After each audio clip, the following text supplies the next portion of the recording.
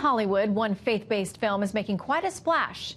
An Interview with God is about a talented reporter who, after covering war-torn Afghanistan, questions everything he was taught about religion. Joining us now to talk about it from Inside Edition, Megan Alexander, and Fox News radio host, Todd Starnes. Great to have both of you with us tonight. Hey, Shannon. Hey, Shannon. Okay, Megan, I want to talk with you about this because the movie is about this guy who actually has a chance, he believes, to sit down with someone who is God or have a conversation with God. And you were part of a panel discussion that plays after the movie as well, a discussion about where we are on these issues. Yeah. Well, Shannon, thanks for having me. You know, this film is really interesting because it presents God not as a genie, not as a fairy godmother, but as someone who is sitting down with this reporter and engaging in conversation. The filmmakers that made this movie, they said they want people to know that questions are okay. Shannon and Todd, I know your faith is important to you both. It's very important to me, but I got to be honest, I have questions. I struggle sometimes. I think we all wonder, why do bad things happen to good people? That film works through it, and there was a moment in the film that I found very empowering and inspiring when the character of God said to the reporter, "You have more power than you realize."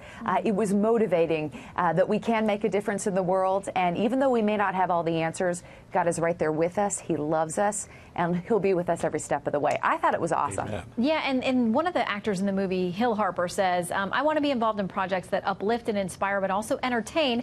Sometimes it's not as effective as you just continuously hit people over the head with a message. If you also introduce messaging and positive messaging through storytelling, that's pretty awesome. And Todd, we're seeing more and more movies like this. They're getting backing. The quality is good. The audiences are turning out. They want to see this stuff. They really do, Shannon. And look, moms and dads want to go to movies with the whole family, and they want to sit down and they want to watch these movies in their living room, and they want this family experience. And I think you said something very important.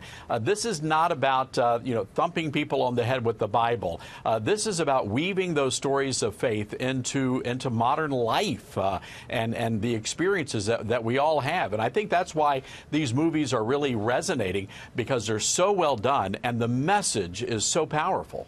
And it's interesting. Adam Holtz, writing in USA Today, talks about this fact that people act shocked, like, wow, these movies are doing so well and what a return on the investment. He says this: the word surprise should be retired. We should be able to remember we've had 6 or 7 of these movies that have made $50 or $60 million. For an $8 to $10 million movie, that's a great return on investment. Hollywood seems to have a short-term memory on that. Megan?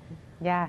That's an excellent point. There is an audience out there that is hungry for this type of content, and I can't stress enough that I'm seeing excellent work. Lately, these films, they're cast well, well-directed, well-produced, good stories. These are good films that happen to have a really neat message. Yeah, and I talked to Kevin Sorbo, a well-known actor who's gotten very involved in several of these faith-based movies. He's going to be on with us later this week, and he talked about the fact that in the beginning it was so hard to get people on board, and now they do private financing, and people are stepping up, and movie studios are also stepping up. Todd, I mean, they're not dummies. If there is money to be made, they're going to get involved. Well, absolutely. But the challenge is that there is an aversion to Christianity in Hollywood. But I think when you're looking at the big studios, they're looking at the bottom line. And look, they see the numbers. They understand that movies like I Can Only Imagine and that beautiful Christmas film that came out, The Star, those are powerful movies, very well done. And at the end of the day, they're packing those theater seats. And that's what it's all about. All right, quickly, I have to ask you both, if you could ask God a question, and I believe, and you all probably too, that we can talk to Him and we can ask questions, and He expects us to have doubts and questions. What's at the top of your list? Megan, we'll start with you. Well, I have 2 little boys, so they want to know why the dinosaurs missed the ark and didn't get on, but the tigers still made it. They want to know why Saturn has rings up in outer space. I got a lot of those questions right now, Shannon, and I want to know that too. So I'm looking forward to asking the Lord that someday. All right, Todd. Yeah, I want to know if the Lord loves Chick-fil-A as much as I do. And then I got a question about the View. Was that some sort of like global punishment for all of us? I don't know about that. And mosquitoes. What's up with mosquitoes, I know. Lord? They don't really seem to serve a very good function. As somebody who grew up in Florida, I got a lot of questions about other critters too. Megan and Todd, thank you very much. I know this movie is running again tomorrow night, a limited release, and so I hope people will check it out, whether they have faith or not. It's an interesting conversation. Thank you both.